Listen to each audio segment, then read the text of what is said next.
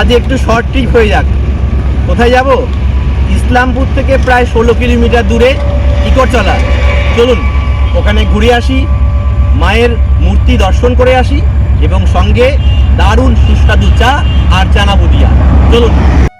উত্তর দিনাজপুর জেলার গোয়ালপুকুর এক ব্লকের ইকরতলা মন্দির যেন এক অন্য পীঠ হয়ে উঠেছে।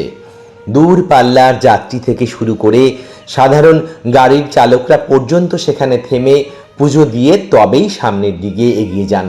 আর যাত্রীরা মন্দিরে প্রণাম করেই স্থানীয় একটি দোকানের বিখ্যাত চানা বুদিয়া এবং সুস্বাদু চা খেয়ে তবে গাড়িতে ওঠেন।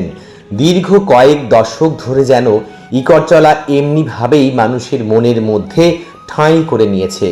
জাগ্রত কালীর বিগ্রহের কাছে প্রার্থনা জানালে তা নাকি পূরণ হয় বলেই বিশ্বাস অনেকেরই।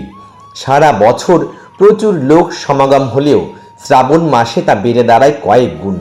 বাবাধাম যাবার এবং আসার সময় তীর্থযাত্রীরা অবশ্যই সেখানে চা এবং চানা বুদিয়া খেয়ে সামনের দিকে এগিয়ে যান।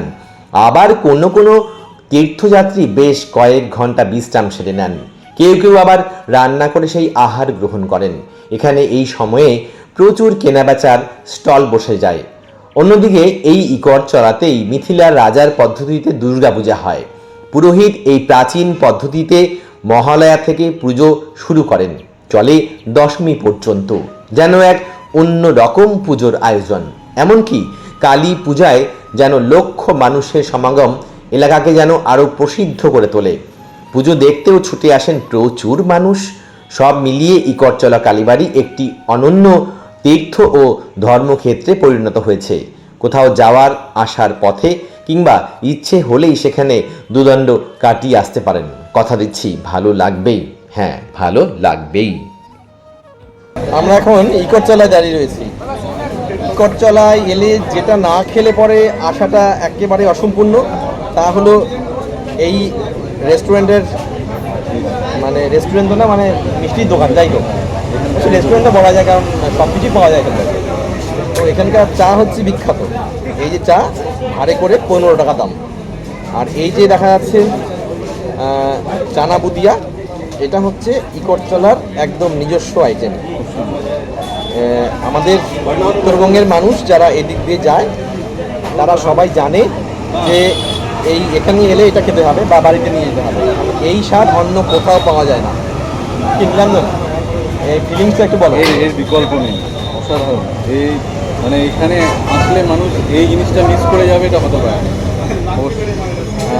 বেশ একটা সুন্দর স্বাদ।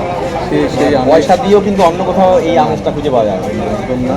তো আমরা খুব মিস করছি। আমরা আরও বলবো যে আপনারা যদি অবশ্যই যারা আসছেন যাচ্ছেন এখান থেকে অবশ্যই এইটা উপভোগ করে যাবেন।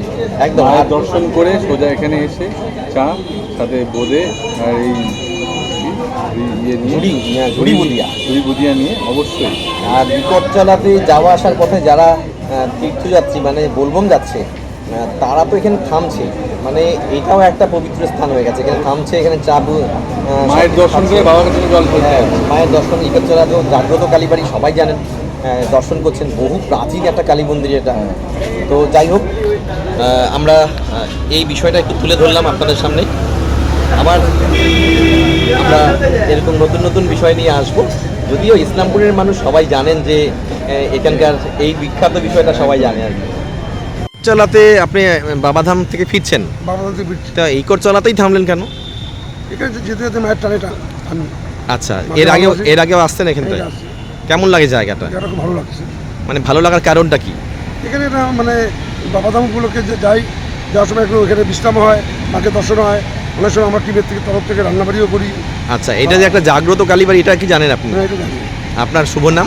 উৎপল সাহা। কোত্থেকে আসছেন আপনি? দিনাটা কুচবিহার।